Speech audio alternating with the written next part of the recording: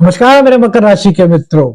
शनि का राज, शनि का साम्राज्य क्या आपके लिए कुछ नेगेटिव लेकर के आए या फिर आपके लिए पॉजिटिविटी से भरपूर कुछ संकेत शनिदेव आपको दे रहे हैं। 7.5 मकर राशि की समाप्त हो चुकी है और शनिदेव का तृतीय भाव में होना अब आपके लिए बहुत बड़े राहत के संकेत लेकर के आया है। वैदिक एस्ट्रोलॉजी के अनुसार जब शनिदेव अपने ही नक्षत्र में गोचर करते हैं तो वहां पर उनकी पॉजिटिविटी में इजाफा होता है और भले ही 7.5 हो या फिर ढैया, उसके कारण अगर कोई नेगेटिव इंपैक्ट है भी तो उसको भी शनिदेव समाप्त करके जीवन में कुछ पॉजिटिविटी का संचार करते हैं। तो यह पॉजिटिविटी मकर राशि के जीवन में कहां कहां पर दिख सकती है, इस राशि फल में आपको यह आज बताएंगे। तो मकर राशि वालों, थर्ड हाउस हमारे साहस का भाव है, भाई बहनों का भाव है, हमारे संघर्ष का भाव है और इसी के साथ साथ यात्राओं का विचार भी थर्ड हाउस से ही किया जाता है। तो अगर आपको ऐसा लग रहा था कि भाई बहनों के बीच कुछ उलझन है, कुछ मतभेद की स्थिति उत्पन्न हो चुकी है, तो यहां आपके लिए शनिदेव एक निर्णायक, एक नया मोड़ लेकर के आए। भाई बहन के साथ संबंध आपके सुधर रहे हैं, पराक्रम में आपके वृद्धि हो रही है, साहस की अगर कुछ कमी महसूस कर रहे थे तो साहस आपका पूरा बढ़ रहा है। देखिए क्या होता है, जब हमारे अंदर आत्मविश्वास हो और साहस हो तो हम कोई भी मंजिल हो उसको प्राप्त कर लेते हैं। लेकिन अगर वहीं पर दिशा गलत हो जाए और साहस और पराक्रम हो तो भी वो मंजिल दूर से दिखाई देती है, क्योंकि हमारी दिशा गलत है। क्या आपके साथ भी कुछ इस तरह की परिस्थिति बन रही थी? अगर बन रही थी तो शनिदेव आपके जीवन में अब जो सही दिशा है उसको आपसे मिला रहे हैं। एक छोटी सी बात समझिएगा मेरे मित्रों, आप एक पग पर बढ़ रहे हैं पूरे आत्मविश्वास के साथ, सामने आपको आपकी मंजिल दिखाई दे रही है, आप चलते जा रहे हैं, बीच में 2-3 रास्ते आ जाएं। एक रास्ता बड़ा खूबसूरत है, एक रास्ते पर थोड़े पथरीले पत्थर पड़े हुए हैं और एक रास्ता थोड़ा अच्छा लगता है, थोड़ा खराब। अब आपने उस रास्ते को चुना जो बहुत खूबसूरत था। अब जरूरी नहीं कि जो खूबसूरत रास्ता है वो आपकी मंजिल को आप तक पहुंचा दे, और पहुंचा भी दे तो क्या गारंटी है कि उस रास्ते पर जो आप चले हैं आगे कोई कठिनाई नहीं आएगी।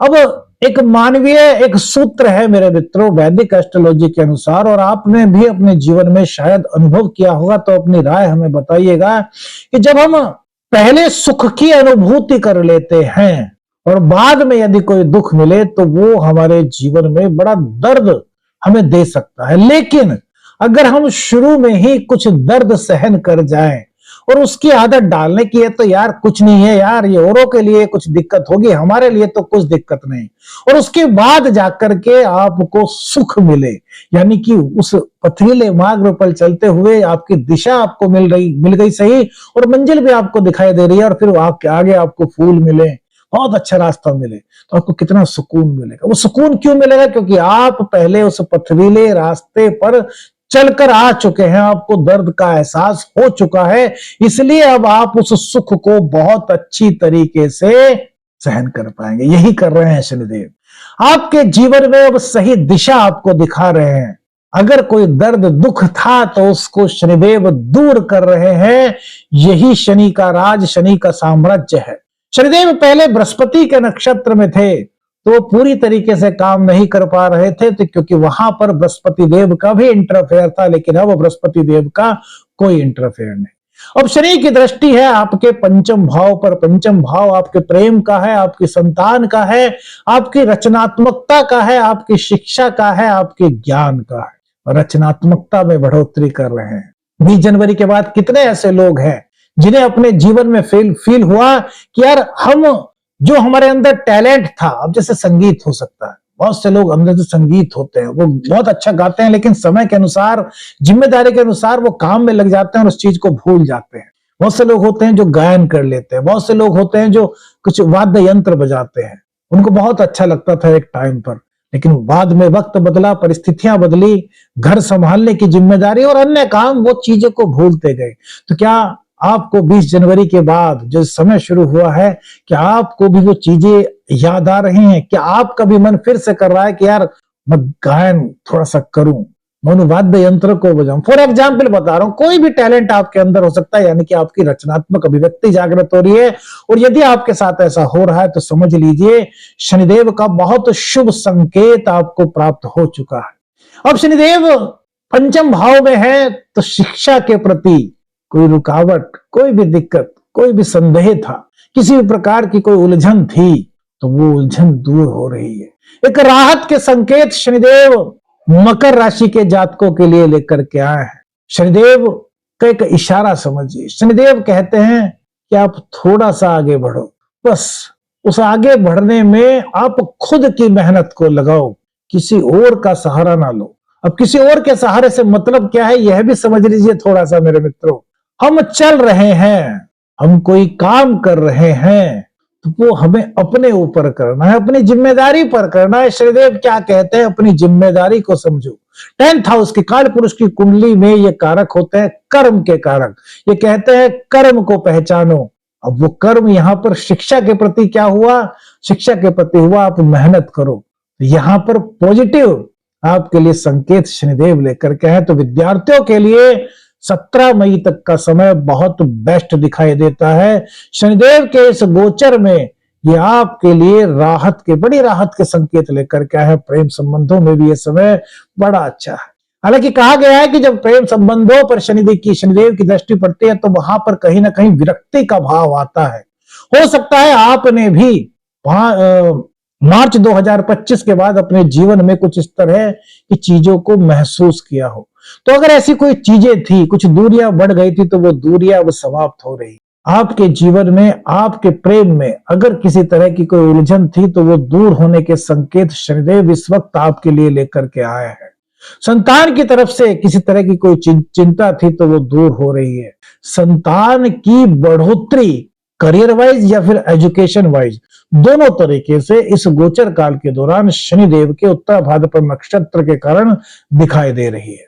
ये बहुत अच्छा समय कहा जा सकता है। शनिदेव की दृष्टि आपके 9th हाउस पर है। 9th हाउस हमारी उच्च शिक्षा का है, भाग्य का है, हमारे पिता का है, हमारे गुरु का है। उच्च शिक्षा की प्राप्ति के लिए आप लगातार प्रयास कर रहे थे और यदि आपके प्रयास सफल नहीं हो रहे थे तो यह समय है जब यहां पर शनिदेव आपको सफलता की ओर ले जा रहे हैं।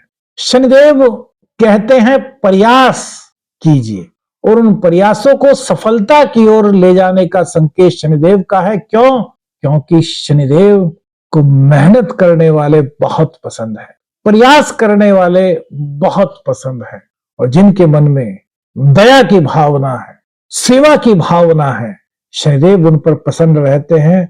वैदिक एस्ट्रोलॉजी, हमारे शास्त्र सब यही बताते हैं। तो पिता का साथ मिल रहा है, पिता का अनुभव मिल रहा है, गुरु से कोई संकेत, गुरु से कोई आशीर्वाद, गुरु, आपके जो गुरु हैं उनकी कोई बात आपके करियर में, आपके एजुकेशन में, आपकी जॉब में आपके लिए बहुत उपयोगी हो सकती है। इस समय आपके लिए बड़ा विशेष है।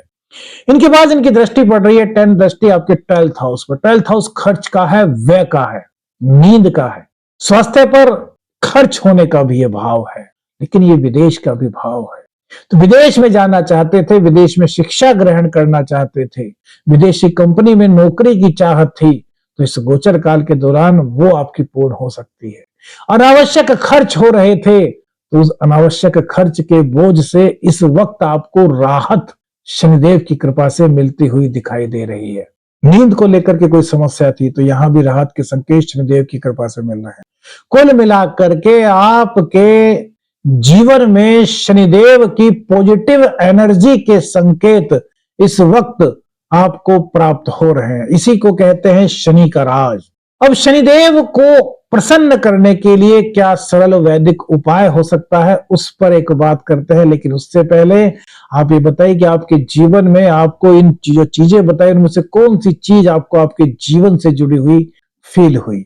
अब बात करते हैं सरल वैदिक ज्योतिष उपाय की। शनिदेव को अपनी माता से बहुत प्रेम है, उनकी मां का नाम छाया है, आप सभी जानते हैं। तो भैया माँ की सेवा को बढ़ा दीजिए। जितनी आप अधिक से अधिक माँ की सेवा करेंगे और जो जरूरतमंद लोग हैं उनकी सहायता करेंगे, उनसे शनिदेव प्रसन्न रहते हैं, ऐसे हमारे शास्त्रों में उल्लिखित है। वैदिक ज्योतिष भी यही कहता है कि शनिदेव सेवा भाव से प्रसन्न होते हैं। मां के सबसे लाडले हैं अपने पिता सूर्य देव से। इनका शत्रुवत व्यवहार वैदिक एस्ट्रोलॉजी में बताया गया है, लेकिन मां के साथ बहुत प्रेम करते हैं। जितने अपनी मां से आप प्रेम करते हैं और प्रेम करना शुरू कीजिए, उनकी और सेवा कीजिए, शनिदेव की प्रसन्नता आपको प्राप्त हो। आदेश आदेश अलख निरंजन। हर हर महादेव।